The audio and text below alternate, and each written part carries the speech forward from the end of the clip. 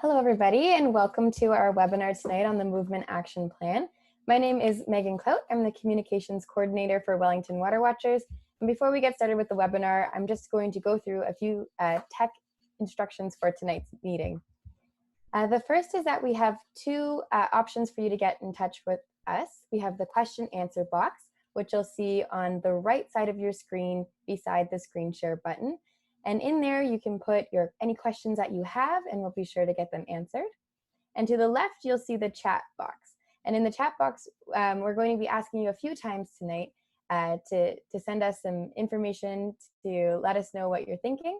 And it would be great if we could start by everybody introducing themselves through the chat box.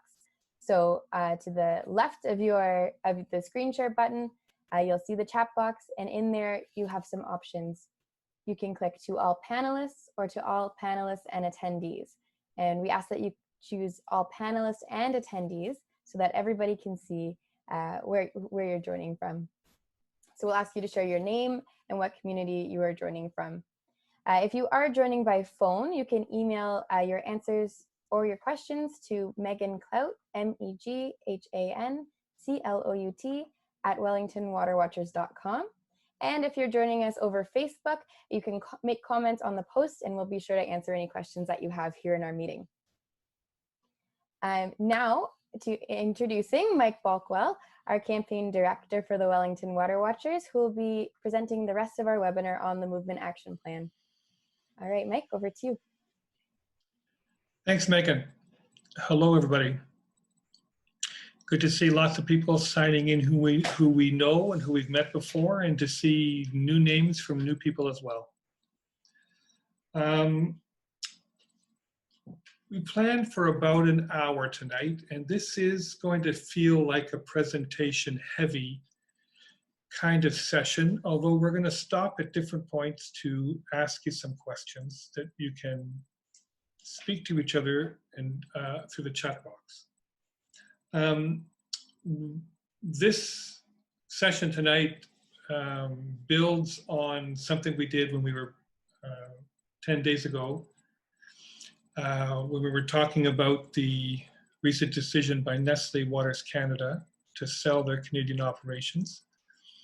And I did a 10-minute presentation on Bill Moyer's Movement Action Plan. So tonight we're going to do about an hour's presentation and discussion. And really, there could be much more time.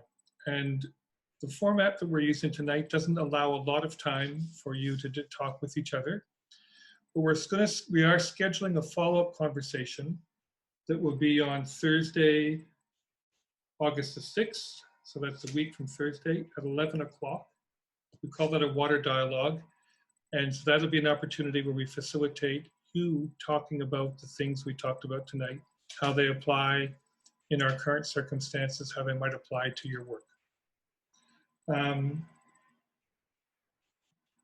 think that's what I want to say a bit as by way of introduction. The agenda is, we're welcoming you. I'm going to do a brief introduction to the Movement Action Plan and why I think it's important. Then I'm going to lead you through the 8 stages. And there's, like I say, there's lots of slides here. The slide deck will be available to you. The recording will be available to you. And as much as possible, I'm going to try not to read the slide deck to you, but to comment about it and use it as a way to bring forward our conversation. Having presented it and having had some back and forth in the chat box with you about this, I'm then going to apply it to our campaign against Wellington, or pardon me, our campaign against Nestle in Wellington County. And I'm also going to use it to talk briefly about the issue of aggregate and the communities that are fighting aggregate and where they are at on this format, or pardon me, in this model. I'm going to give you at the end, we'll have some time for some questions along the way, but more questions at the end. And we're going to give you a little bit of homework and invite you to keep in touch with us and respond to the homework question we're going to give you. I always like to ask, we're going to aim to be closing around 8 o'clock. If the conversation is going well and you want to stay on longer, we'll stay on longer, but that's roughly what we're going to aim for. I think the last thing I'm going to do, I'm looking at my phone and setting my phone while we talk so I can keep track of time. I think the last thing I'm going to do is ask if we're all at the same meeting. Is this the meeting you signed up for? So if it is, just give us a little thumbs up. We can practice. Yes, we get to do hands up or thumbs up with this. Okay. And I see that there's also at the bottom of your screen a question and answer box. So as we're going along through the session tonight, if you've got a question, enter it in there and we'll do my best to answer them later. And if not, we'll respond with an email to everybody afterwards in response to the questions. Okay, so here we go. My goal tonight is to introduce the idea that there are patterns to social movements. I mean to say that the events of a specific events of a movement are not predictable. However, there's a pattern to the kinds of actions social movement activists and power holders take as they contest the goals and direction of society, and that pattern is knowable and is recognizable. You know, I like to use the example of weather as a comparison for a second, that we can't predict what the weather is going to be every day, but in the Northern Hemisphere, we have 4 seasons, and those seasons bring pattern to the kind of weather that we have. So in a similar way, I'm going to talk about the patterns in social movements. I'd like to give another example and use this as a way to talk about why this is important to us as activists. I'd like you to think about parenting for a moment. You may be a parent, for sure you were a child, and parenting is difficult, but it would be even more challenging if we thought that every event in a child's development is random. Understanding the different stages of development in a child's life helps parents. It helps parents set reasonable expectations for their child, and it helps parents know what to do to support their child's development in each stage. And if we use this idea of stages in parenting, how do we measure success in parenting? Now, as parents, we may differ in the expectations we have of what it means for our child to have a successful life. And we may have different standards among us about how we would measure success in our role as parents. Maybe we think we have to wait until our children are adults to decide if it turned out well for them and turned out well for us as parents. Where for each stage, there are developmental milestones. And we can assess how our child is doing and how our parenting is doing in comparison to those milestones. Well, the Movement Action Plan is kind of like that. It's an 8-stage process proposes 8 stages in a movement, in a successful movement, and identifies, in a way, developmental milestones for each stage, and that we can use these to assess our progress at each stage. Now, I think we go to the next slide here. Just need to get synced up with, right, okay, thank you.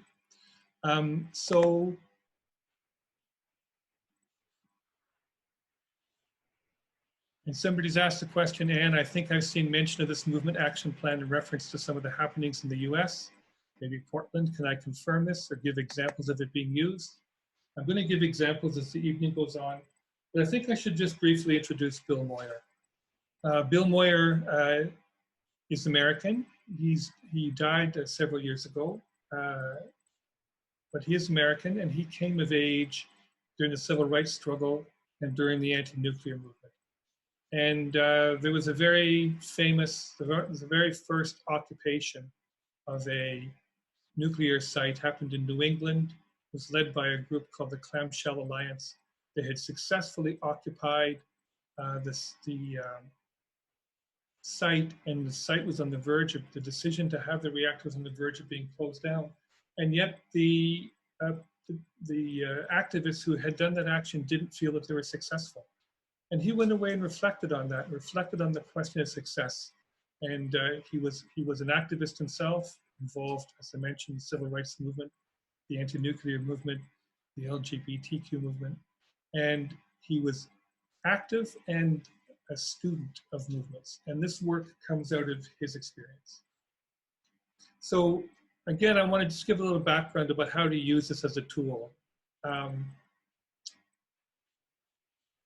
There's no guarantee that a social movement will progress from its beginning all the way through all these 8 stages and be successful.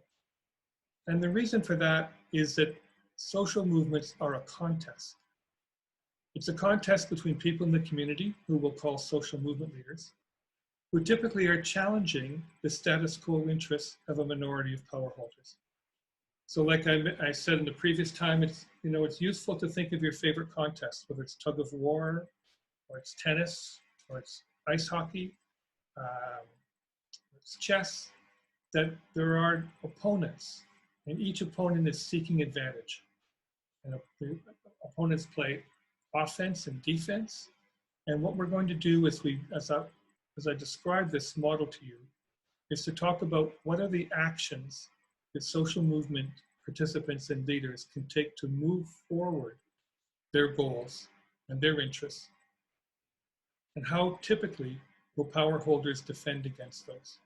So as I go through the stages, I'm going to talk about the playbook on both sides, which both gives us an opportunity to recognize what's happening around us, but also to make plans for steps that will advance our cause. Next slide, please.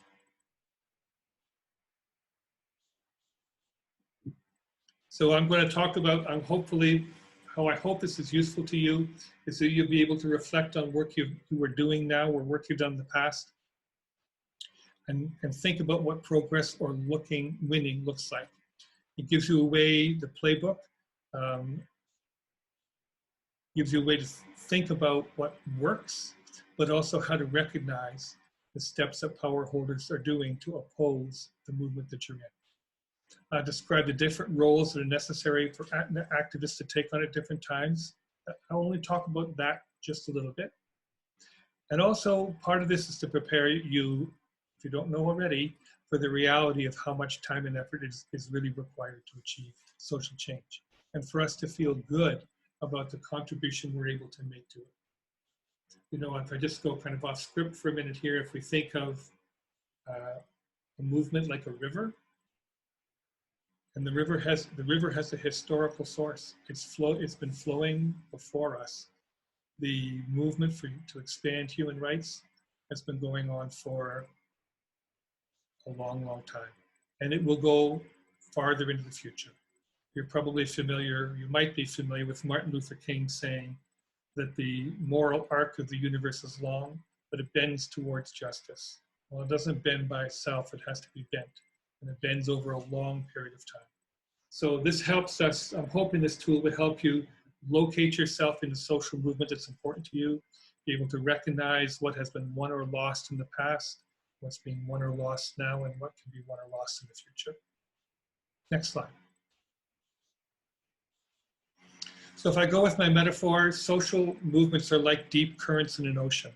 They are connected to each other. They can be distinct. We can recognize what the Gulf Stream is in the ocean, for example. We can see what direction it flows, and it brings cold water in one direction and warm water in another direction.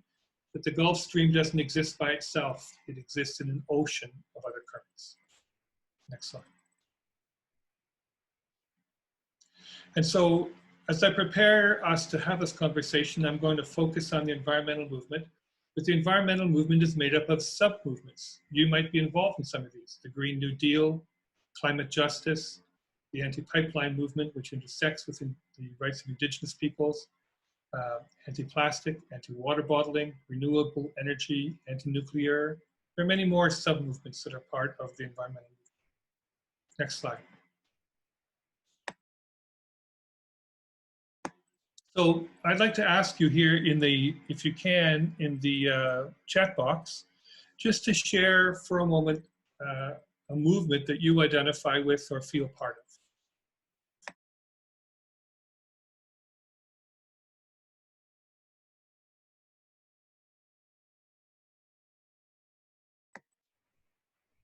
Okay, good. We're seeing lots of things there. Keep adding as I keep talking. It shares with us the deep connections that all of us have. Let's go to the next slide as people continue to add to this. So I'm kind of recapping here. I'm going to review first, review Moyer's assumptions about the movement action plan, describe the 8 stages in some detail, apply them to 2 movements, and then ask you what the major takeaways you have from this, which questions, if any, you'd like to explore in more depth. And I'm going to make maybe a proposal at the end for a subsequent session that we can have. Okay, so this slide's in the wrong place. Keep going. Okay, so as I mentioned, the dynamics of social movements are knowable. The events are unpredictable. Another example is climate change. Climate change can tell us that, climate change does tell us that as the planet warms, that there'll be certain events that will happen. Ice caps will melt, seas will rise, there will be an increase in rainfall, there will be an increase in drought, there'll be an increase in flooding. All of these things are things that we can know, but exactly when they're going to happen is unpredictable. And while the climate change scientists have models to make suggestions to us, we don't really know until it happens. But the power of the climate change model, the idea of climate change, is that we can then recognize it when it's happening. We don't just say, oh, that was a very hot day, and that was a very random event that happened. We can say to ourselves, oh, this is evidence that the climate change the scientists told us about is actually happening.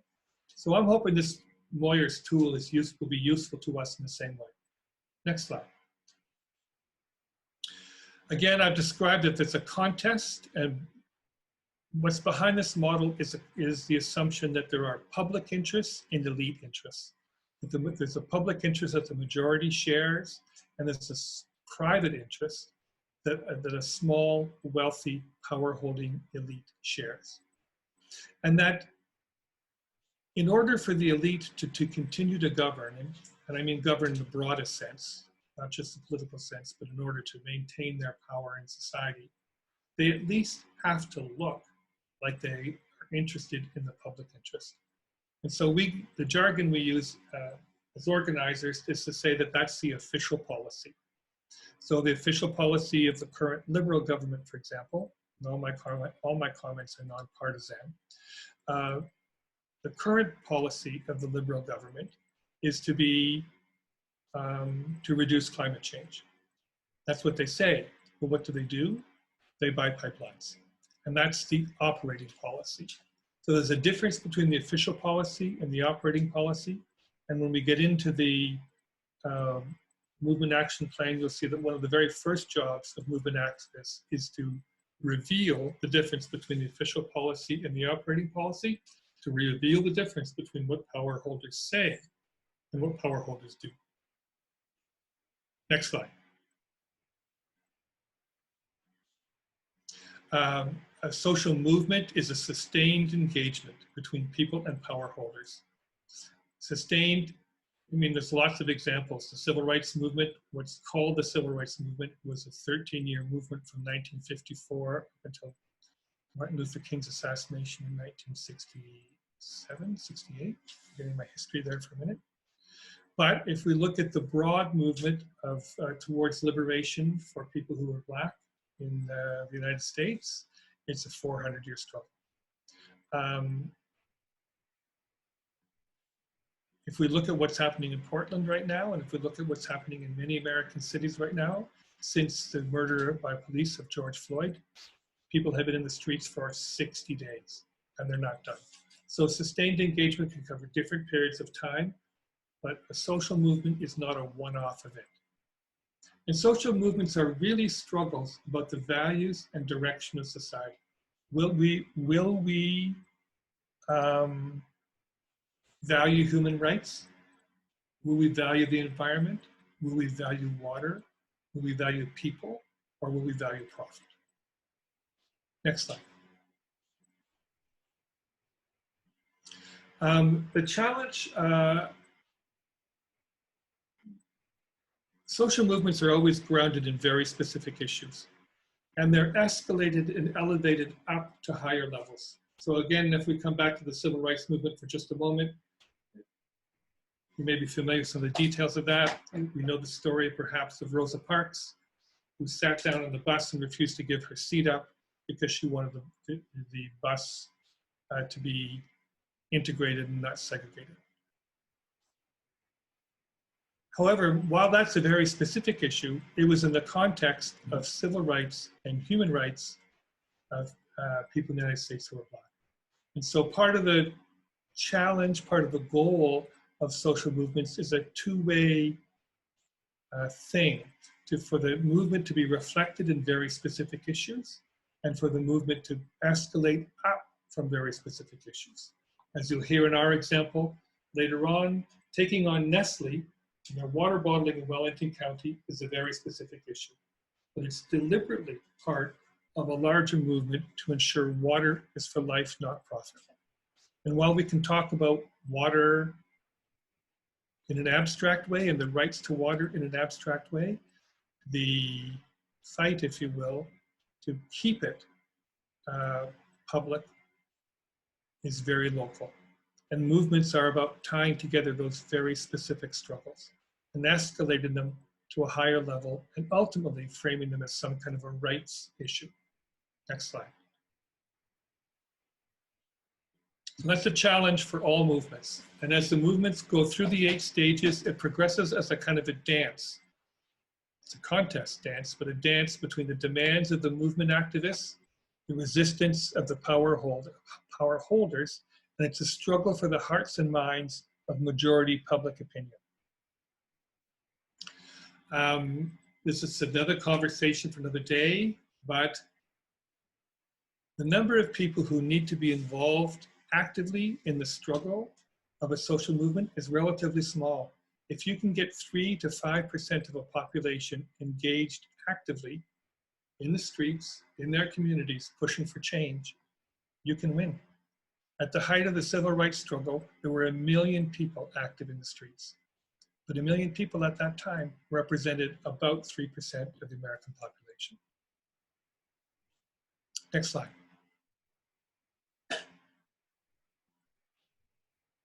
Okay, so the movement must win the public over on 3 questions. First of all, is there a problem? Secondly, are power holders acting in the public interest? And third, are there alternatives? And I spoke about this briefly last time. What too many movement people do is convince the public there's a problem and then put forward alternatives and expect the public just to embrace them. But those alternatives typically require some kind of legislative action by the power holders. We just can't have a Green New Deal because we want one. Power holders have to pass legislation. Our governments have to pass legislation to make the Green New Deal real. And as long as the public thinks the power holders are acting in the public interest, then they'll just wait for them to act on the alternatives and not pressure them. And as you'll see later, power holders will make small concessions and never really implement the solutions that the movement activists are proposing. Next slide.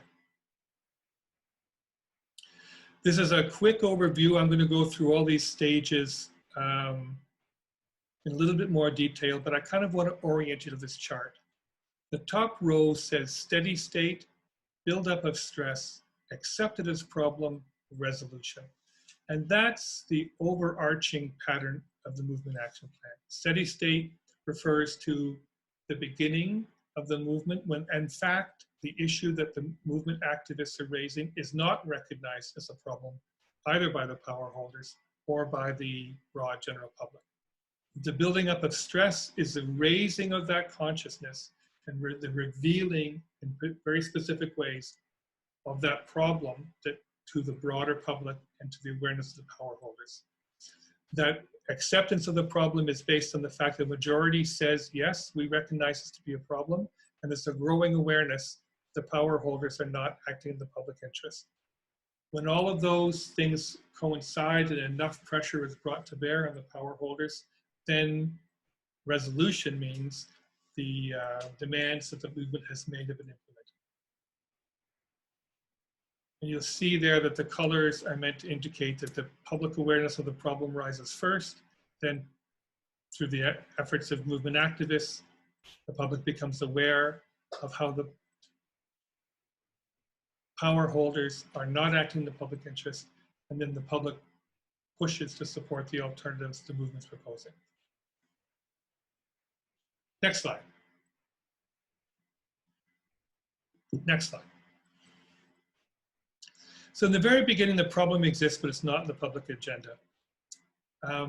And in that stage, it really is a responsibility of the movement organizations to put out some kind of different strategy and really to document the problems, to become informed and to use what's called the official channels, to go through whatever is the official way you're supposed to raise problems. So because if there is, I'm trying to think off the top of my head here of an example for a second, but if, you know, if poor people who are poor don't have enough to eat, then where do you go and say they should have higher social assistance rates? Who do you complain to in order for those social assistance rates to be raised? That's the very first part of the movement's activity, is to raise the complaints through official channels. And it's the job of the power holders to appear as if they're acting in the public interest and to show interest, for example, in people who are poor. The power holders cannot afford themselves, cannot put themselves in the position, pardon me, of looking like they don't care about people who are poor or who don't care about the environment. Next slide. Okay, so what happens typically is that there's a new wave of grassroots opposition groups who begin to form. And their job is to prove and document the failure of the official institutions. They need to prove that the power holders are not acting in the public trust and that the mechanisms that have been set up to deal with complaints don't actually work. I'm just going to go sideways here for a second. We're aware of, in Canada, in Ontario, and in the Toronto area, of the murder by police of people of color.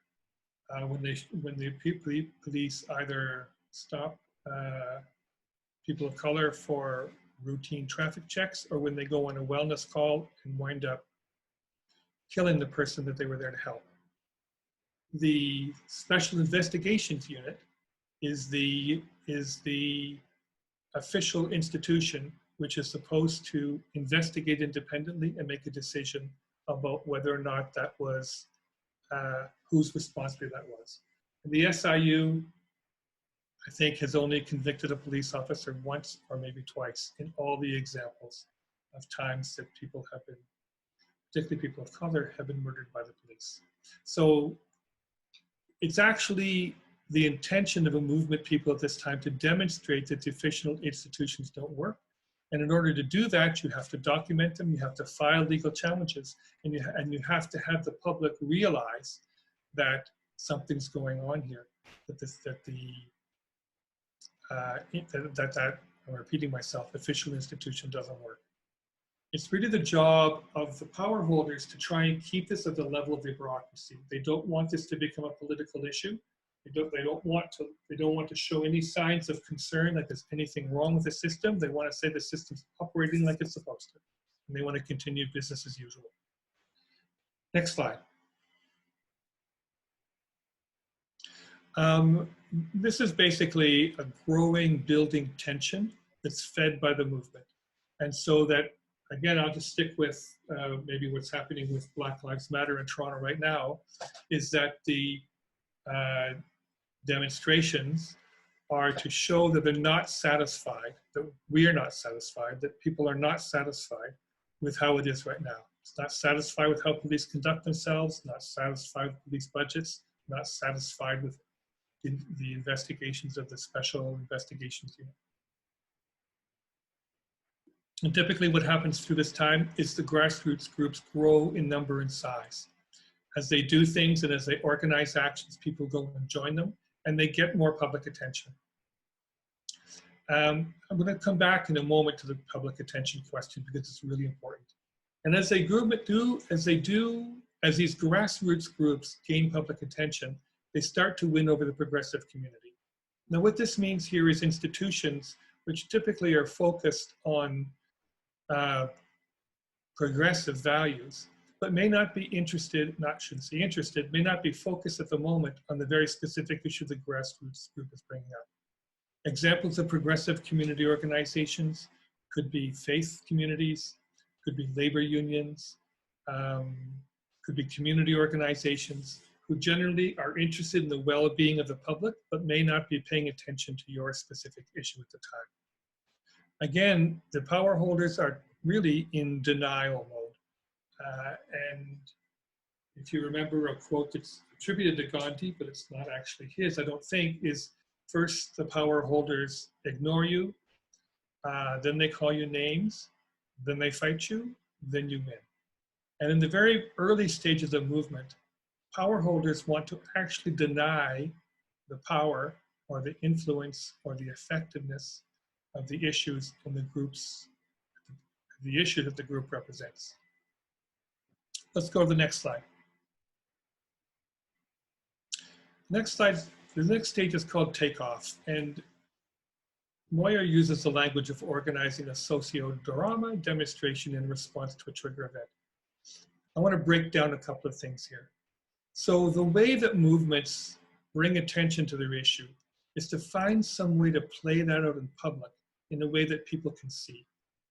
You know, I'm going to make a comment here that may sound like it's critical of many of us, and I hope we hear it all in the right spirit. But too often, those of us who are movement activists are fact-based and think that if we just share information with other people, they'll change their mind. And George Bernard Shaw said one time that the problem with reformers is that they believe in brute sanity. And sanity is not enough. Information is really important for us to give to allies, for them to understand what the issue is. If we go backwards and we document the number of times a bad thing happens, we document the number of times that justice wasn't provided to people to whom bad things happened by the institutions that are supposed to give them justice. But that information alone is not enough to mobilize or galvanize the public. There has to be some way of playing that out in public that people can see that. Now, again, I'll come back to the civil rights movement for a moment. Hopefully it's part of the history that you're familiar with, because it was really expressed very powerfully by that movement. People who were Black would sit in at lunch crowd diners and be thrown out by people who were white. They would demonstrate in the streets, and they would have fire hoses turned on them, and the police would beat them. They would ride buses and be kicked off the buses and be dragged out and beat. And the non-violence behind that was very important. That's a whole separate topic by itself. But what was happening was that the movement was playing out in public everyday things that people should be able to do. They should be able to ride a bus. They should be able to sit down at a lunch counter and eat. And when it was revealed to them that that wasn't allowed, and that in fact there was force used against them when they tried to do everyday things, that galvanized the public. That allowed the public to see what was being talked about. You can talk about injustice, you can write the facts about injustice, but to have it to see it being played out, and to see the power holders using their power to resist justice is what's very powerful. And what's actually behind this thinking is that to win on our issues, we have to polarize the public. We have to make the question be one that demands that people take a side. Are you for or are you against? Now, some movement activists get kind of antsy with criticism. And they say, well, I'm afraid, I'm nervous if we do this thing, if we take this public action, it will turn people against us. Well, it will turn people against you. But not all people are on your side. And the majority of the public can be on your side if you can demonstrate to them injustice is being done. So that's what's going on at this stage of the movement. And the takeoff stage refers to a trigger event that puts the spotlight on the problem. So we'll talk just briefly about the murder of George Floyd. And the murder of George Floyd in Minneapolis was not the first murder of a Black man or a Black person. It's not the last, unfortunately. But it happened in a context where there had been escalating conversation and focus on police brutality. And in a way that the murder was predicted, not predicted in a specific way, saying this person at this time in this place, but saying this is what happens. This is the kind of thing that happens in our society. It's not random. It's a function of racism in our society. And so that when it happened, it demonstrated to everybody the power of it and revealed the truth of that perspective. And when what happens to the trigger event is it suddenly escalates to a high level awareness of the issue. And it often brings out huge public response. So, I'm not part of the situation in Minneapolis, so I'm making this up in a way.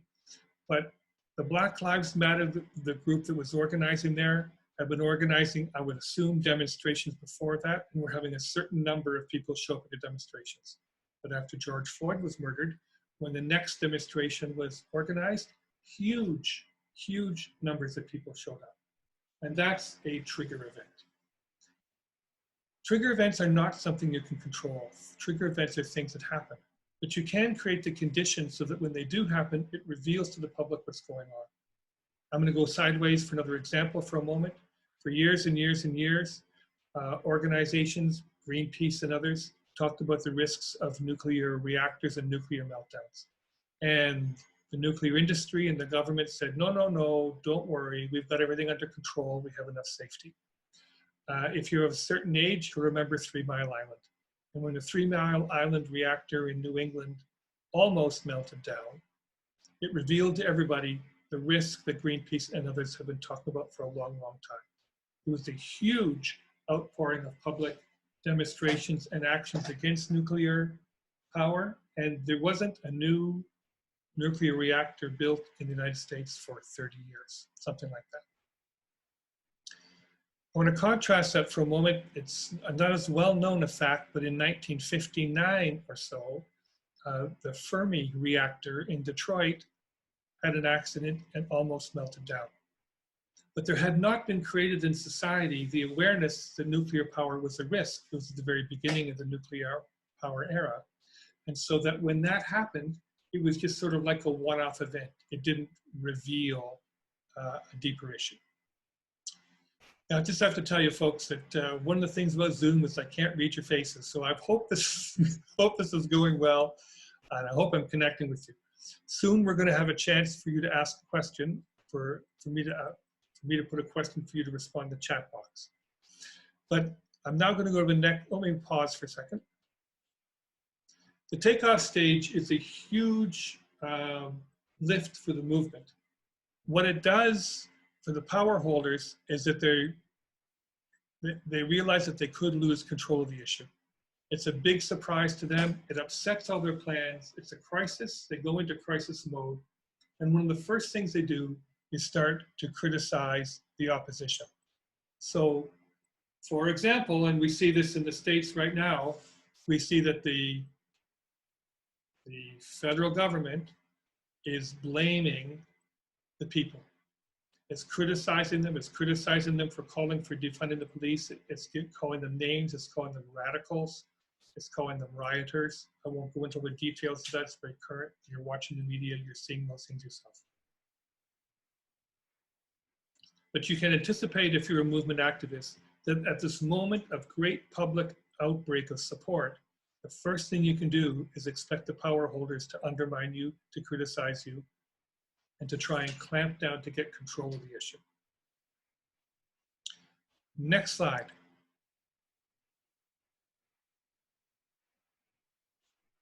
Bill Moyer talked about activist failure, and the perception, pardon me, of failure. And here's what this is about.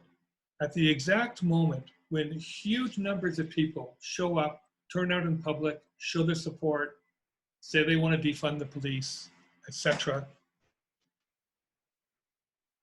the people who have been leading the movement and who maybe have been working very, very hard for many, many years, they kind of expect that they're going to win right now. That the power holders are going to see the public will, they're going to see the strong demonstration of public support, and they're going to say, you're right, we're wrong, we'll defund the police, or we'll build affordable housing, or we'll create a universal basic income, or we'll take all the carbon out of the air and move to a green economy, a green energy economy. Like, the movement activists, for many, many good reasons, want that to happen in the moment. And folks, it doesn't. It's like if we're climbing a mountain and success is at the summit, the takeoff stage is kind of like reaching base camp. You've got a long, long way to go still, but it's the beginning of winning. Unfortunately, not unfortunately, I want to normalize this. Part of my purpose here is to normalize this. It would be normal to expect that after so much time and effort, that the movement activists want to win, they want the power holders to give up, they want the new solutions to be implemented. And also, as they start to experience the pushback from the power holders, they fear that they won't win.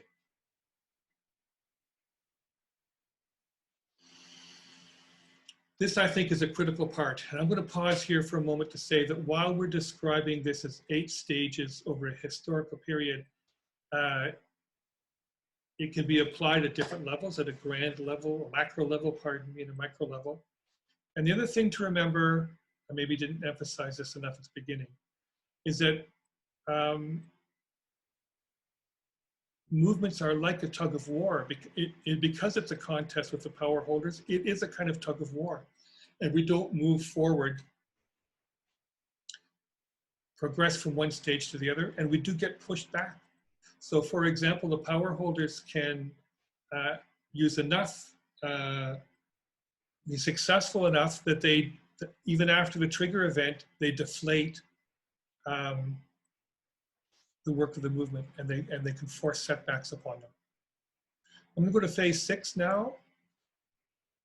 And really, I'm going to talk, next slide, I'm going to talk very little about the next 3 stages. So in a minute, I'm going to ask Megan to move us quickly through these slides, because this is actually in some ways the protracted period of the movement. But now that we have it on the public's agenda, now that we've made it clear that the power holders are not acting in the public interest, this is the long march of building a broad-based coalition, getting the support of mainstream institutions, getting lots of people involved, getting new leaders and strategies, and having people committed to the long term. And when we talk about the Nestle example, I think it'll be clear to you what this means. Because this is in some ways the beginning of the end game, the power holders really work hard to manage the movement. They will invoke public values. They'll say, look, in fact, look at us. We've been supportive of environmental issues, for example, for a long, long time. They will give small concessions in the hopes that the movement will be satisfied with that, and that public support will drain away energy from the movement. I like to use the example that the women's movement wanted equality, and they still want equality, and they're still entitled to equality. But the government thought maybe a little bit of daycare would be enough. Okay, stage 7, next slide, is the implementation of the solutions. Stage 8, next slide, is realizing that you've achieved your goal, and then maybe moving on to either implementing that as part of the new world, or to work on other demands, start to nurture new issues. And the power holders will attempt to roll back the movement's successes. And if I go back to the civil rights movement for just a second, in the 60s, in the late 60s, the early 70s, I'm sure there were huge wins that had been made in terms of the Voting Rights Act, the Civil Rights Act, the opening up of all kinds of institutions to integration and to more opportunity. There were all kinds of successes. But if you look back now, you can see that the right wing, the conservative, white supremacist elements in the United States have worked for 50 years since then to roll back voting rights.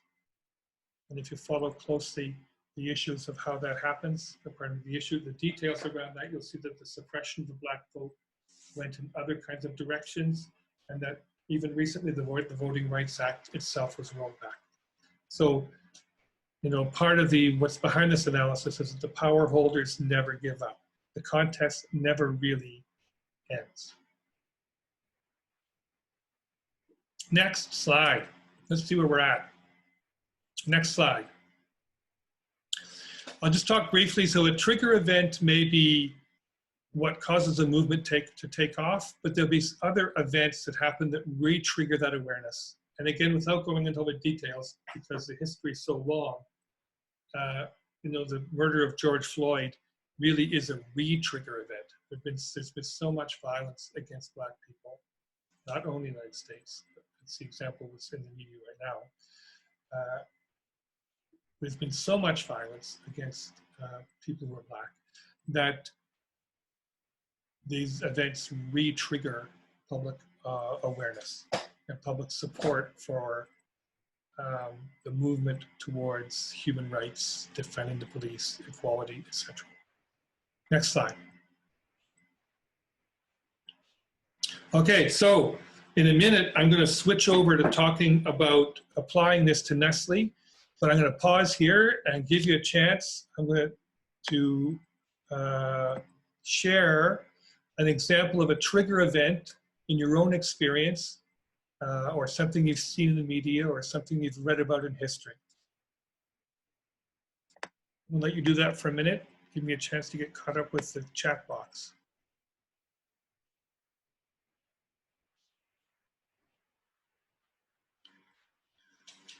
While you're thinking about that, I'm going to talk for just a minute about trigger events that are not trigger events. So you may remember Hurricane Katrina. And oh yeah, so okay, so I'm just going to read a couple of chat things here for a minute. The picture of when the young boy, the 4-year-old boy Alan in Syria, washed up on the beach was a huge moment, just a huge moment. The migrant crisis through the Mediterranean had been going on for a long, long time, but that crystallized.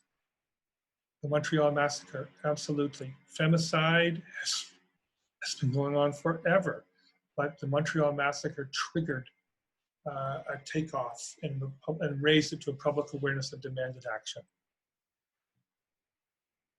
The suffragettes, yeah.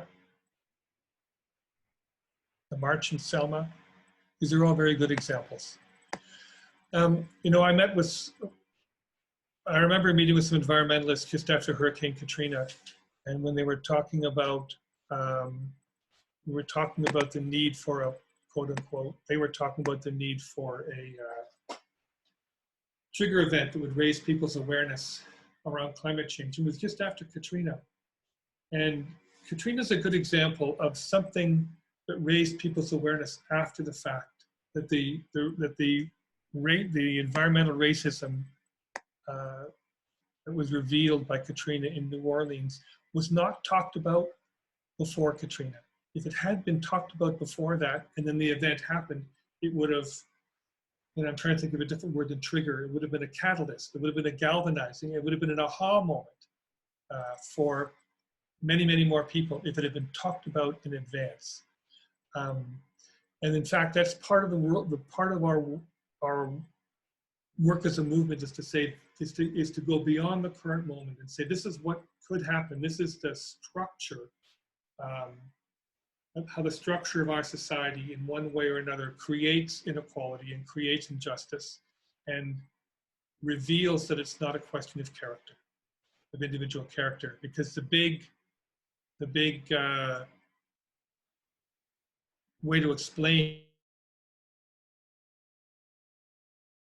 that person's, it's a fault of that person's character. Okay, thank you for all those good examples. Now, you know, I thought we'd be done by now. We're not quite done. We're 3/4 of the way. It looks like you're all still with me, so I'm going to continue on. Let's go to the next slide. Next slide. Next slide. Okay, one more slide. So I'm going to talk about Nestle and the phasing out of permits to take water in Ontario. Next slide. Now, the one thing, something I need to say first, I'm kind of going back to something I said earlier, is that social movements are like a river. They flow through time. They have historical roots. And Bill Moyer's framework can be applied to a particular movement, but it's somewhat arbitrary to say when it started. So when I talk about Nestle in a minute, I'm being very arbitrary.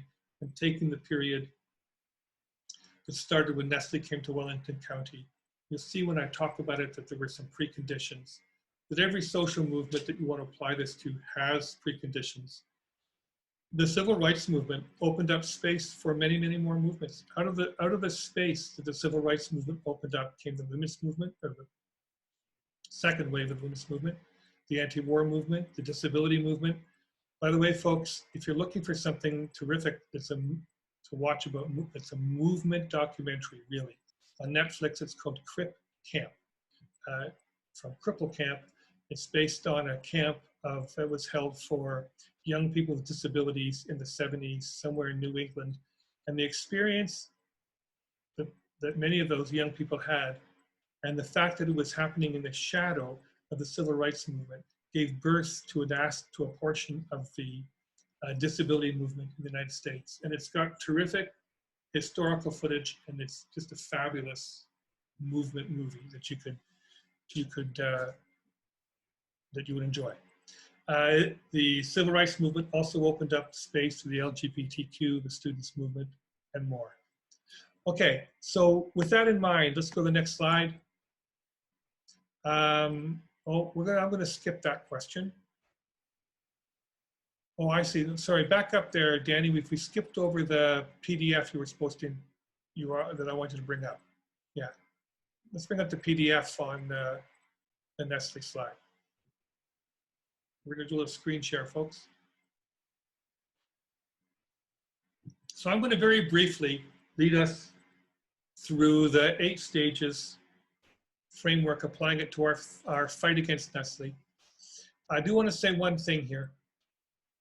We just did not experience the pushback from the power holders that lots of other things do because of the nature of where we are and where that issue's at. So there's not a lot here but the power holders. Really, I'm going to focus more on the movement progress side of this.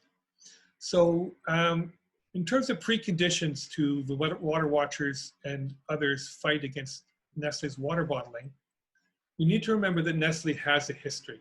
They have a history as a very problematic criminal, practically, organization ever since the issue of infant formula in the 70s. And I'm not going to go into the details of that now, but Nestle's, the world has lots of problems with Nestle's. So that was already in the background before Nestle came to Aberfoyle in 2006, or pardon me, in 2000. So Nestle bought Aberfoyle Springs in 2000, and you'll see that for 6 years there wasn't a peep about that. Nobody knew, nobody said anything. And in 2006, the Water Watchers was formed. And you've probably heard the story of Mark Goldberg seeing a water truck driving up Gordon Road, following it there and going, "Oh my God, Nestle's taking water." So that was the beginning, and it's the business as usual phase. Bottled water from Nestle's in Aberfoyle was not an issue that was on the public agenda. And so the Water Watchers started, there's a process to provide permits to take water. The Water Watchers started to contest that. And in 2008, the permit to take water was approved. But because of the work of the Water Watchers, it was approved for only 2 years. They raised enough problems that instead of getting the usual 10-year permit, they were only able to get a permit for 2 years. And for the first time, Nestle had to pay, or pardon me, then let me slow down. Then 2 years later, when their permit was up for renewal again, the work of the Water Watchers complaining through official channels, through the permit to take water process, forced the government to make Nestle pay for water for the first time. Not Nestle, but all water bottlers in Ontario. And they had to pay $3.71 per million liters. So the Water Watchers were doing those things that I described. They were documenting the problems. They were hiring experts. They were working through the official channels. They were winning some concessions, but they were also proving the limits of the official institution of giving permits to take water. Stage two is the Water Watchers work started to show that the normal channels fail. The permit to take water challenge has revealed several failures, and the Water Watchers started to challenge all the renewals, and several things happened. The permit was approved in 2007. It was they applied in 2007, pardon me. It was approved in 2010 for Aberfoyle for 5 years, and then they went for the renewal at 2012 in Hillsburg. I just want to do an aside here for a second to ask Danny and Megan to put in the chat box. There's a link to our website, which gives a very detailed, colorful history of a more detailed description of our fight against Nestle. It provides a timeline, and you can see that there. Goes into more detail. But mostly what I want to illustrate here was the Water Watchers challenged all the permit renewals, and while they were making some progress, they were revealing that the permit process is really designed to say yes, not designed to say no. We just scroll up a little on that chart, please. Thank you. So the conditions were ripening. There was, in 2013, there was a drought. There were drought conditions. The Water Watchers had pushed for additional conditions. Nestle appealed those drought conditions, but because of the work of EcoJustice, the Council of Canadians, Water Watchers, Nestle realized that they would be getting bad publicity if they pushed to have those drought conditions removed. So they dropped their appeal. And if we were to look at, to go back to a couple things that Moyer's model says, the formation of the Water Watchers was the formation of a new grassroots groups. There were existing environmental organizations, Council of Canadians being one, but they weren't fighting Nestle, and they weren't fighting them on the ground. So the Water Watchers came into being as a new grassroots organization. Along the way, Save Our Water in Central Wellington came to get formed as a new grassroots organization. And there was a growing awareness that bottling water was a problem. The takeoff event for us was the drought of 2016. And there really were a couple of things that happened. There was the drought, there was a public outcry. The Liberal Wynne government was unpopular at the time. And then Nestle made the move to outbid Central Wellington for the Middlebrook well. And there were demonstrations by Six Nations. All of these things combined to push this into the public conscious, to escalate this into the public awareness in a way that had never happened before. I say media bonanza. It was just all in the news. And it was in the news for a couple of reasons. It's like, I go back to the preconditions, you know, people are programmed to hate Nestle. Nestle had done lots of bad things over time. There'd been years of work by the Water Watchers to demonstrate that the system doesn't control the behavior or deal with the impacts of water taking by companies like Nestle. And then the combination of the drought, the unpopularity of the Wynne government, and the Nestle's purchase of the Middlebrook well was a takeoff event that just raised it to a whole new level. What happened then in 2016, from 2016 until just a few months ago, we were in a 4-year period of a moratorium. And to be honest, there were different times where we felt, are we making a difference? Are we going to win? Are we going to lose? The Liberal government had retreated to ground I'm using military language. They'd retreated to terrain that they could protect more easily by implementing a moratorium, but they didn't show. They did increase the levy by $500. They did say they would review the regulations. But all through that period, the 2 years left of the Liberal government, and the first 2 years of the Ford government, none of us had a window into what they were really doing. We had no real idea of whether we were making a difference. And there were quiet moments when many of us sat around and looked at each other and said, like, have we lost? Is that as good as it's going to get? We're going to get a $500 levy increase, and they're going to lift the moratorium, and it's going to be business as usual again.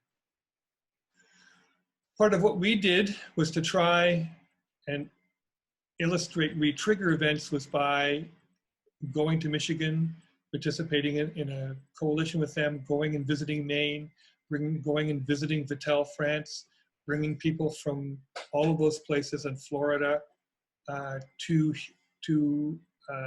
Guelph last November. We went to Vittel, France ourselves, got a lot of publicity from that. We had planned a major conference in Switzerland in March of this year, which was canceled because of COVID. So we were doing our best to continue to win majority public opinion and to cause re-trigger events. In terms of mainstream institutions supporting us, we had done polling that showed majority support against water bottling, including among people who vote for the Conservative Party. There were statements, a faith statement by the regional bishops of the Anglican, United and Catholic faiths.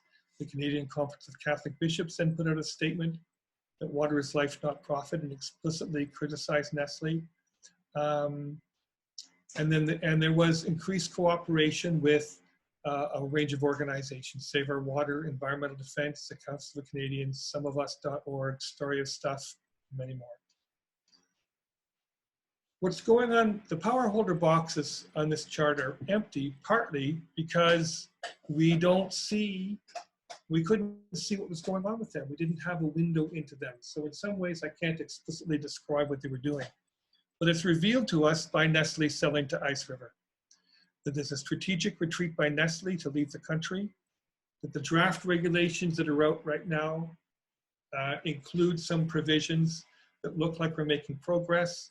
There's a possibility that municipalities will need to consent to any new permits. That in itself is creating an opening for communities to be able to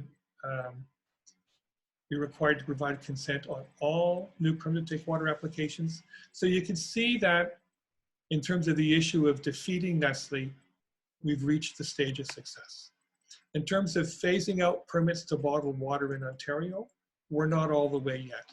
We're still somewhere in the stage 6 territory, and it's going to be a protracted campaign, folks. To be clear with you, it's going to be more work. I'm not sure how many more years, but more work and doing the heavy grunt work of building coalitions, building community support, and finding ways to continue to have the public be engaged and make predictions that would allow possible trigger events, future drought, for example, to happen, to catalyze public support for action.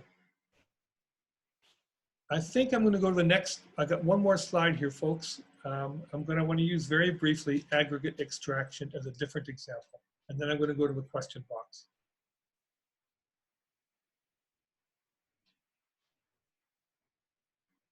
Nope, we have a different page about aggregate extraction. Here we are. Okay, so for those of you on the call who are involved in fighting aggregates, I'm going to do a very, very short piece here just to have us thinking about this.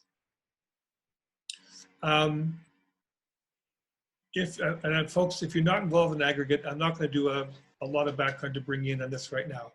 We'll do that another time. But for decades, communities who've been opposed to aggregate applications had to either go to the Ontario Municipal Board or to its now new successor organization, LPAT, the Local Planning Appeals Tribunal. And in decades, there have been less than 10 applications for a pit or a quarry that's been denied. And there have been hundreds, maybe thousands, that have been approved. And Gravel Watch is an organization made up of groups concerned with aggregate. Grassroots groups who are fighting it have been documenting the failure of that policy for years. And there's a growing awareness that the system is rigged against communities and in favor of aggregate companies. And I would say that we're now in the stage where the conditions are ripening for some kind of change. The Doug Ford government is cutting environmental regulations left and right. Just after Ford was elected, the industry lobby group, the Ontario Sand, Stone and Gravel Association held quote unquote a secret summit in Caledon that the public wasn't invited to make presentations to the Ford government on the changes that they wanted. There have been a couple of recent decisions, one about the hidden quarry in Rockwood, another about the Nelson Quarry near Burlington, which highlights how biased the decision-making system is. There have been changes proposed by the Ford government to the Aggregate Resource Act, which cuts environmental regulations, removes the protections for endangered species, etc. As a result of that, more grassroots groups are forming to oppose aggregate. And there was a demonstration, the first one in the first provincial demonstration that I'm aware of. There was a demonstration at the OSSGA Secret Summit. So I would say that the aggregate movement is in stage 3, and that what we're doing is kind of waiting for a trigger event. And while we can't wait for it to happen, we actually have to create the conditions for it. You have to define the situation that we're in so that if and when a trigger event happens, it surfaces the issue for the broad public. So just briefly, I give that as an example of a water issue that we're involved in, that many of you might be involved in, but isn't progressed as far as the fight against Nestle. What's the next slide? Okay, so I'm going to pause here. We're getting near the end. I'm going to look at the question and answer, the question box.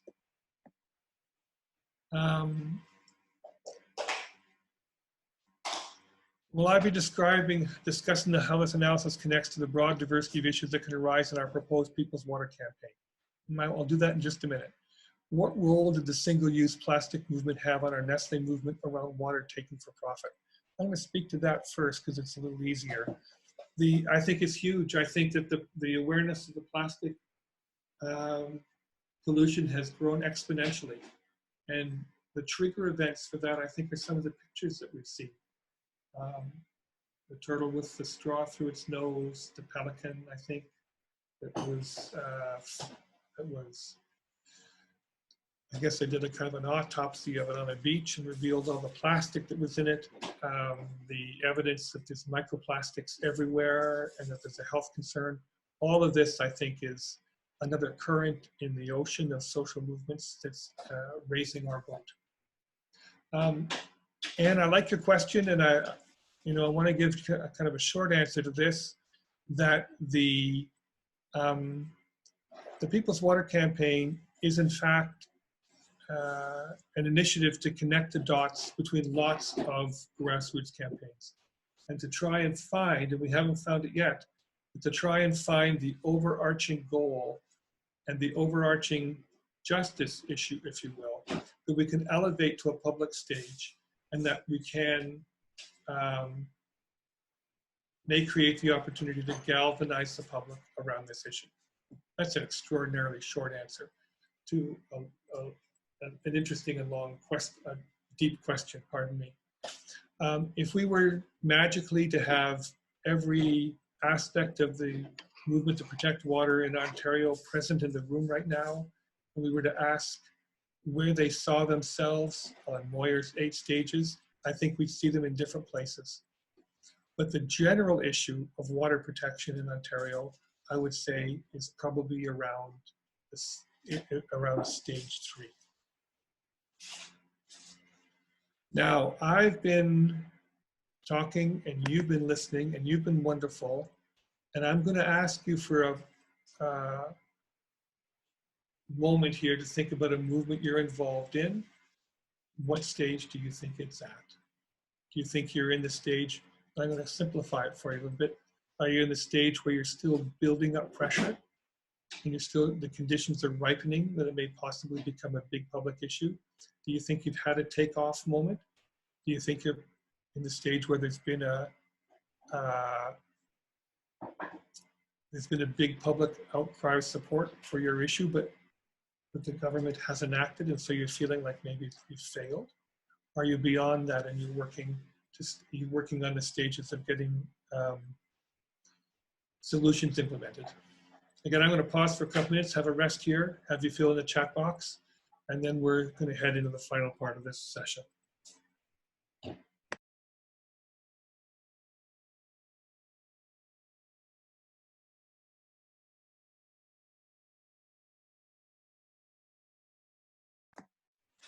A question from Facebook: how do we keep the community engaged beyond the trigger event or the lack of one? Well, that's another that's another good question.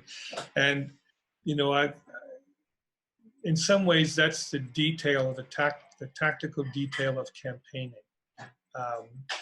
And I don't want to try and give a glib answer to that, but part of the value, I think, of Moyer's framework is to know that the trigger event is going to be like a big wave. It's like a big wave that's going to come up to shore. It's going to bring a lot of energy with it. It's going to come up a long way up the beach, and then it's going to recede. But if we understand wave dynamics, we can see that when a high wave comes up and then it goes out, as it goes out, it's actually creating the condition for the next wave to come in. And there are details that I won't try and go into right here about how to do that. That's more the details of campaign planning, and you know, that might be something we could do another time, or it might be a way that we can provide support to you with a specific campaign. And maybe I'll say that in passing here, if you have found tonight to be useful and you're involved in a campaign and you're at a particular stage and you'd like to talk about it and maybe have some advice or do a little problem solving together, email us and we'll get back in touch with you.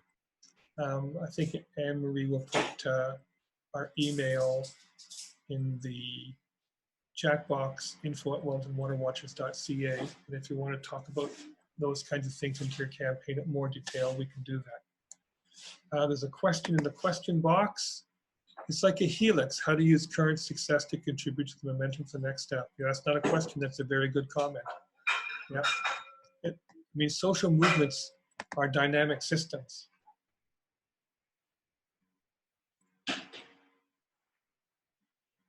I see your question, Rose. Can we work more with the Green Party?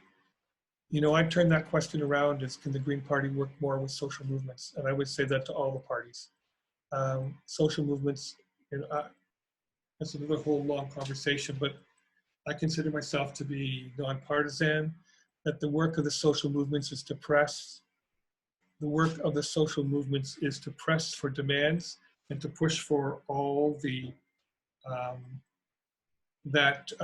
we have to make our demands such that all the political parties move towards them. It's our job to be the parade and create a parade that they want to get in front of. So Noel's made a couple comments I want to pick up on. He said electoral reform is in stage 3. That kind of makes sense to me. And I mean, again, I don't want to unpack this in too much detail right now, but you know, Trudeau rode the wave of electoral reform into office, made promises, and then turned its back on it. And it was a deliberate move to take the wind out of those sails. And so it's you know, it's a challenge. It's a challenge to figure out then how to do it, because I think that the electoral reform movement did a pretty good job of calling out Trudeau for that. But it doesn't necessarily have a champion who's trying to move it forward in any particular way. And there isn't it's hard to think exactly of what the trigger event might be that might change that. COVID is a trigger event, and I think that again, it's another good example. You're making me think that we might try this, that I'll put some thought into thinking what COVID is like. COVID is a trigger event. COVID's not a movement, but COVID as a trigger event has had different impact on different movements. So for example, there have been changes promoted in long-term care for a long time that were ignored, and the horror show that is long-term care has been revealed to the public in a way it wasn't before. Same thing is true for the situation of precarious workers in frontline jobs like grocery stores. And there was a huge outpouring of public demand that the power holders had to meet. I mean, we saw Loblaws and all these companies giving hero bonuses because they had to do something and be seen to do something. And then as soon as they could, when they thought the time was right, they start to roll those things back. The real question is, what does the movement do then? Is there a movement? What's the labor movement or whoever going to do to push back on those things? Migrant temporary workers, farm workers in particular, is another good example of that. And we are seeing, I think, a resurgence or a surge, maybe that's a better word. We're seeing a surge in farm worker organizing. I know some of the people who've been doing that work, and they've been doing it for years and years. They've been doing it for decades. And there's attention being paid to it now that hasn't been paid to it in a long time. Can the movement be strong enough to win the things we need to win? And I'll pause here and say that I think that part of the challenge for all of us here is to see the intersection on these things. For a variety of reasons, it's more than we go into right now. Movements are fragmented and pursue their own issues. There's nothing wrong with that, but there aren't big overarching frameworks or mobilizations to connect these issues around their intersections. Part of what Black Lives Matter is doing is making those of us who are white and involved in white-involved organizations or white-dominated organizations to focus on the intersection of equity and racism. And that, you know, there's the climate change movement, the environmental movement in Canada, for sure, is largely a white-dominated high level of participation by white people, and the issues are framed in that perspective. And we really do have to find the intersection with issues of equity and equality. And first of all, it's not easy. And to come all the way back to Anne's question, we're aware at the Water Watchers that we are in that same situation, and the People's Water Campaign is for us a deliberate initiative to reach outside of the issue we're normally involved in and explore those intersections. Little commercial here, the first convention of the People's Water Campaign will be Saturday, September 26th. We're calling it Watershed 2020, towards water justice. And there's two main parts to that day. We're reaching out to, well, the two main parts of this, we are hoping to announce a program of priorities for action for 2 years between now and the next provincial and municipal election. And we're also hoping to bring forward a statement. Its working title right now is Towards Water Justice, so that we work towards some kind of clear statement around the intersection of equality and equity issues and water issues, and ensure that the work and the campaigns on water priorities works towards water justice outcomes. So if you haven't already pre-registered for that Watershed 2020 event on September 26th, we'll be sure to send you a link after this so you can do that and circulate it to people in your networks. I found that Mike's voice is very difficult to hear properly. It's muffled. Do others have any problems with that?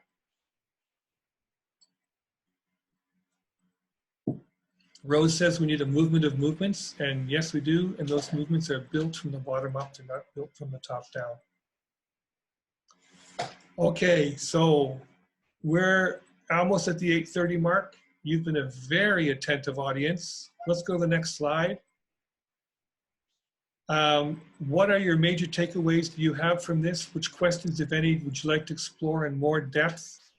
I'm going to pause here and have you either put some comments in the chat box. What are the major takeaways you have? What questions, if any, would you like to explore in more depth in the future? I'm going to give you a few minutes to make comments in the chat box. And then we're officially going to say goodbye to each other for now. As you're entering your comments, I'm going to scroll through the chat box again, just a little bit.